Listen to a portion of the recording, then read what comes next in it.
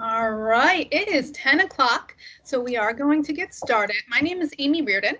I'm one of the outreach coordinators with Delaware Commute Solutions, and we are joined with my team members as well, Kathleen Greer, who is the project manager, Arlene Beltran, and James Williams, who is our admin.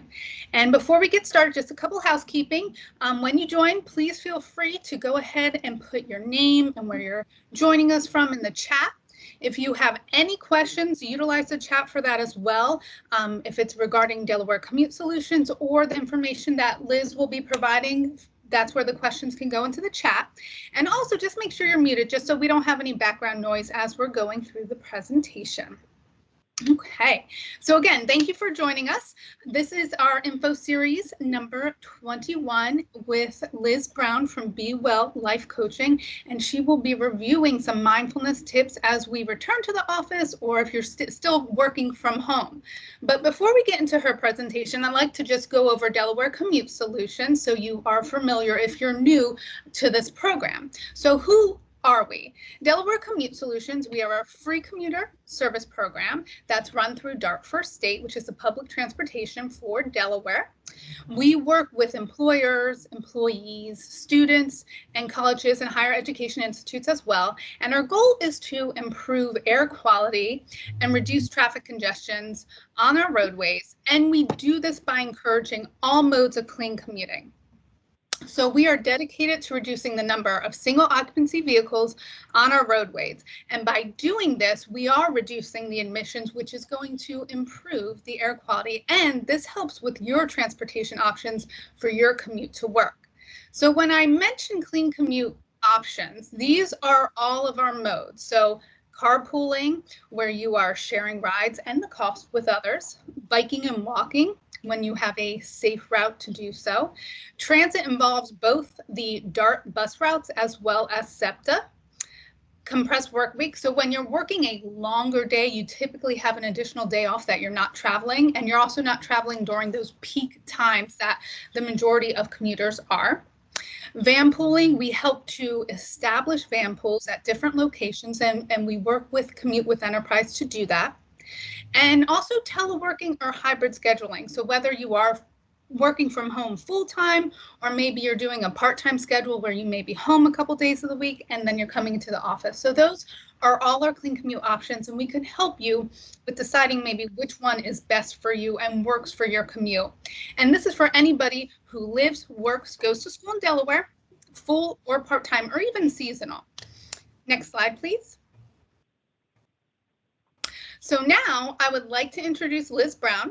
She is the owner of Be Well Life Coaching, and she's a professional certified life and ADHD coach.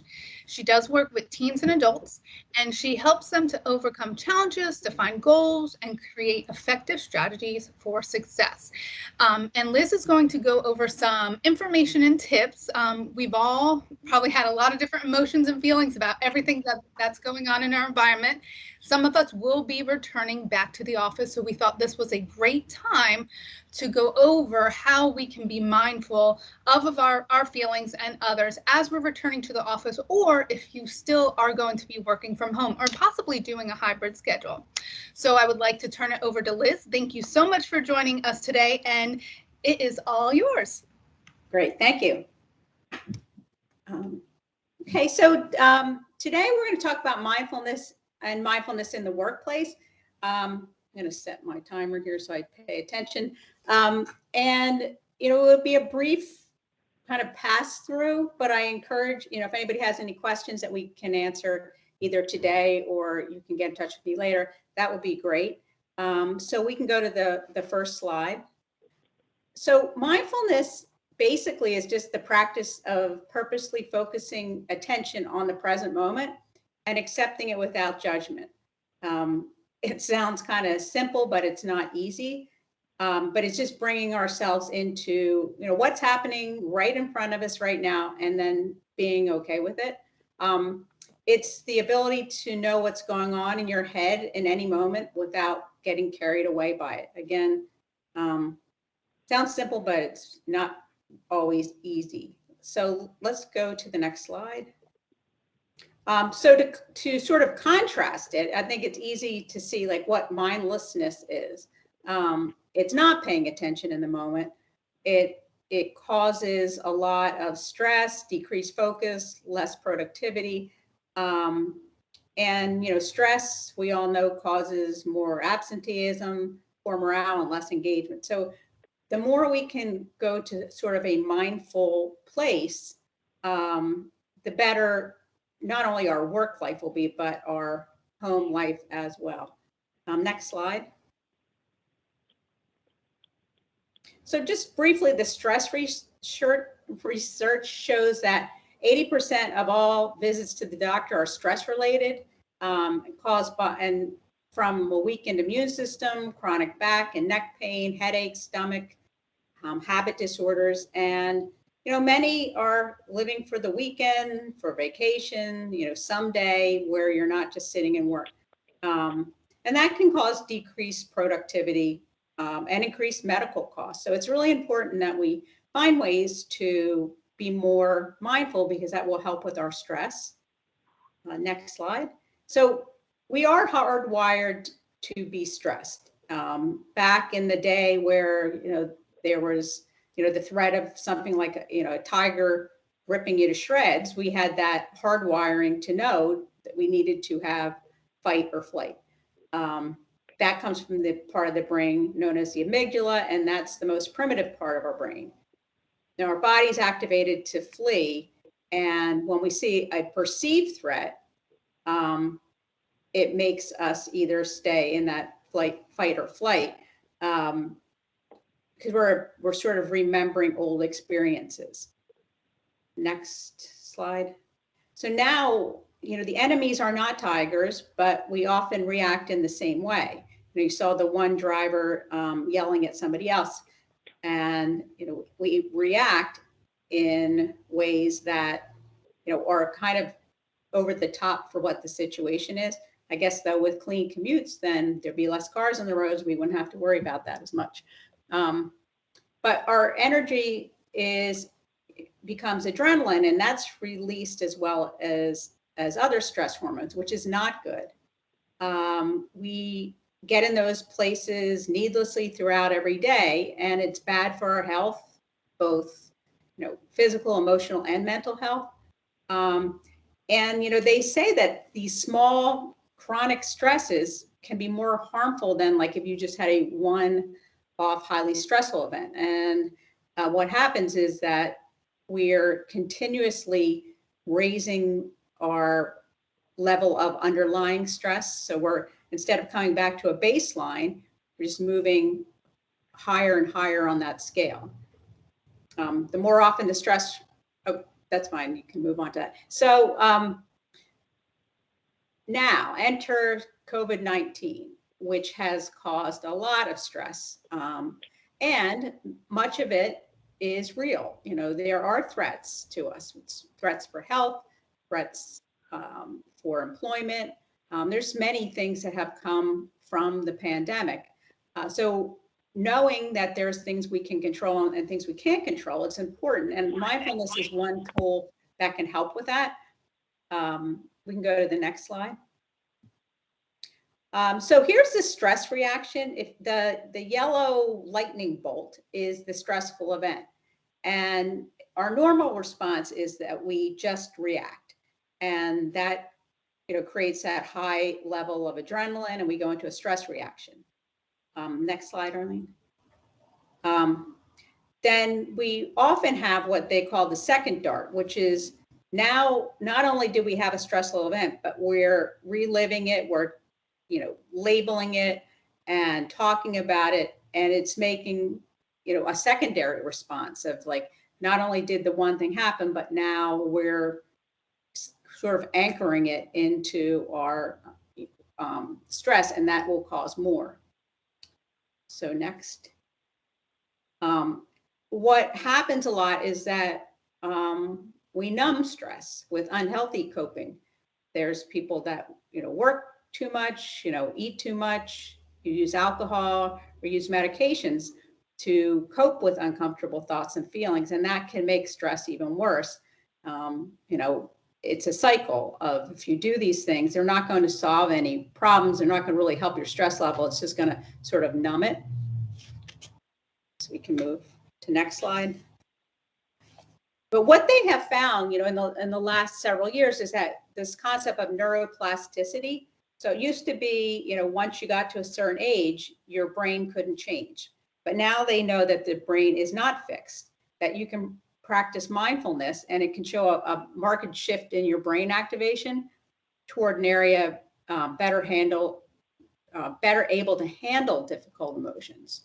So I have like a lawnmower slide here because one of the things that I like to sort of describe it as is, if you're looking at a field and there's a dirt path that's cut through it and that's well worn, that's sort of how we may have handled stress all along. And it's worn and that's how we do it, but it's not serving us. Where with mindfulness, we can start to cut a new path through the field that is going to be a better way of dealing with the stresses that we all have.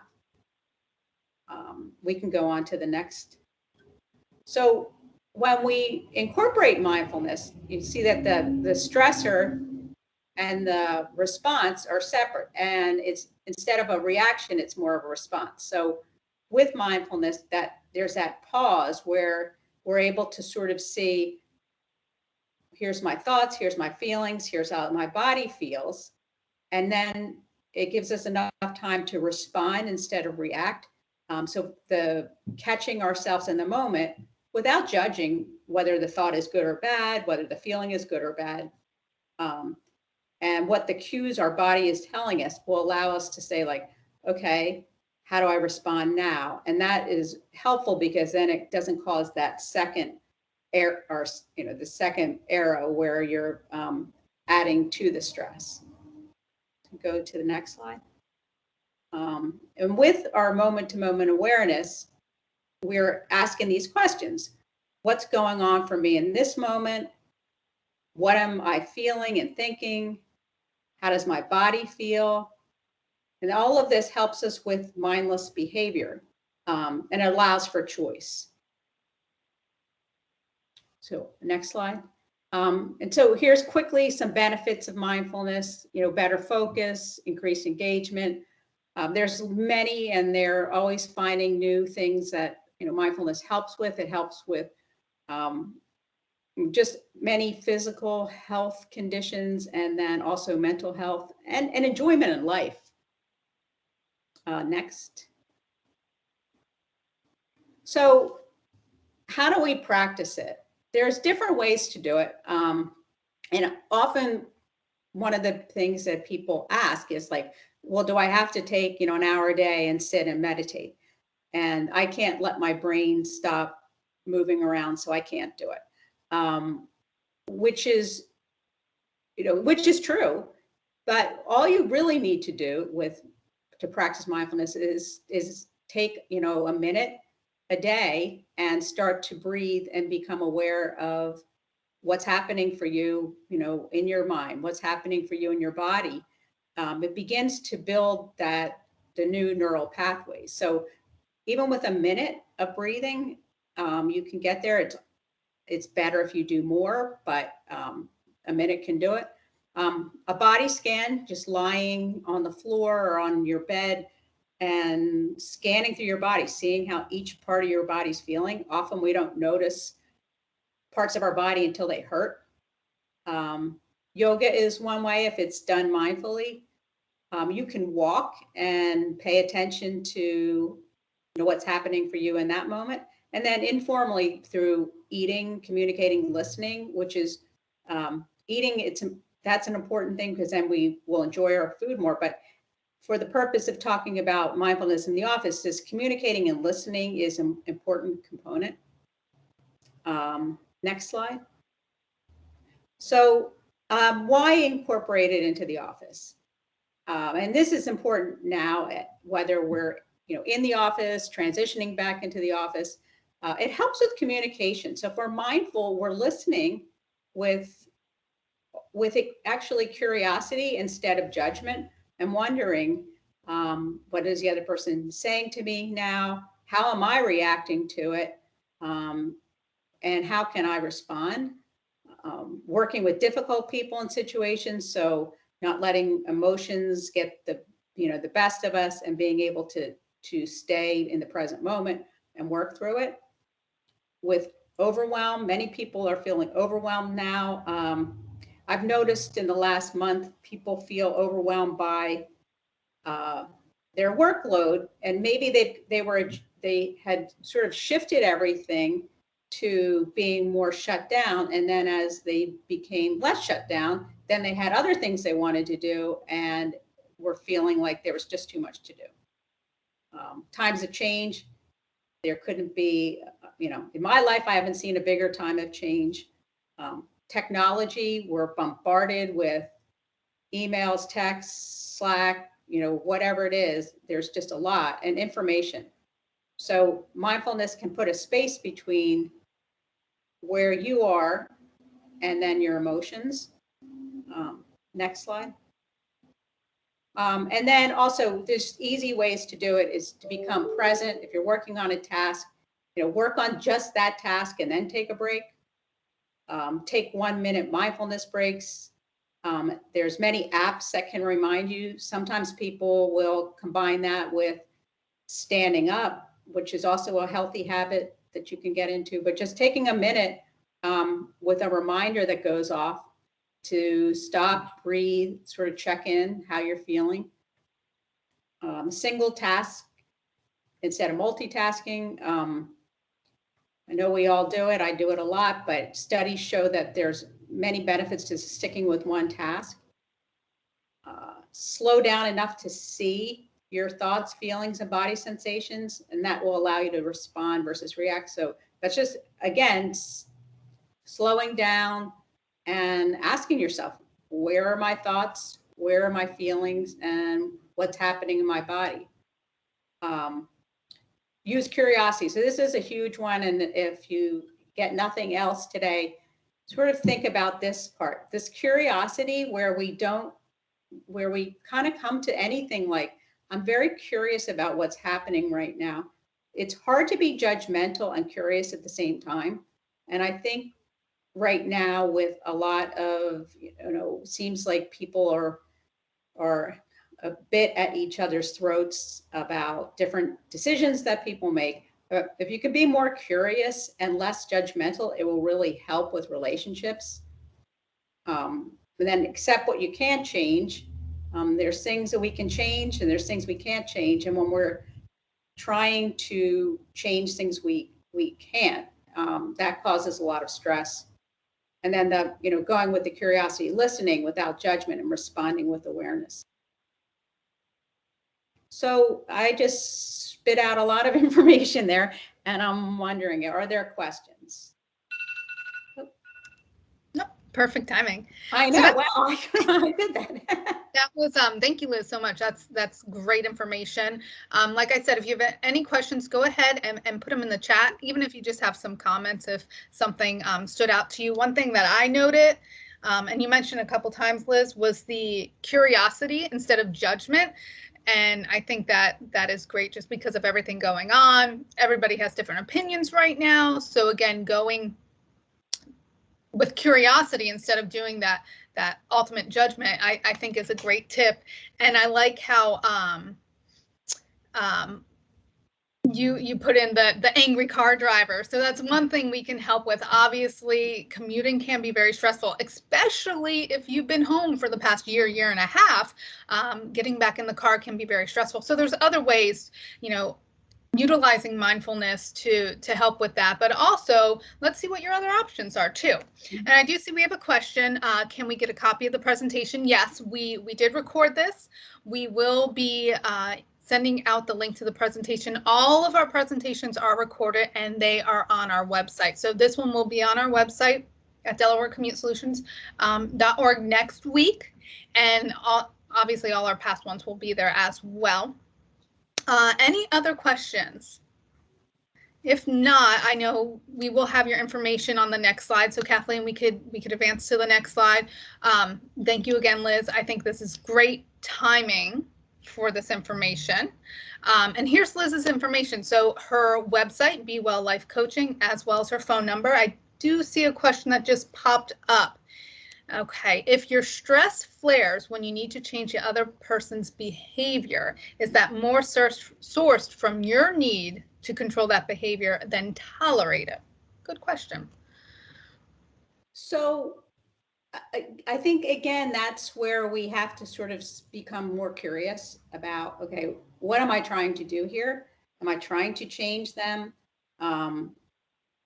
because I have a need to change them? Or, what's behind my need right now to change someone's mind?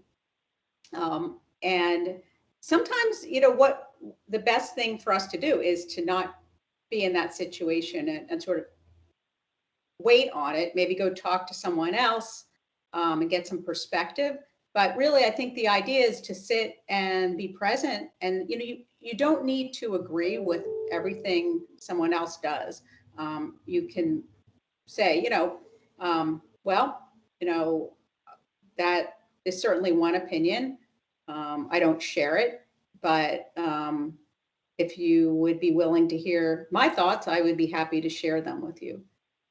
But there's nothing more frustrating than trying to change someone else. And generally, it's frustrating because it doesn't work.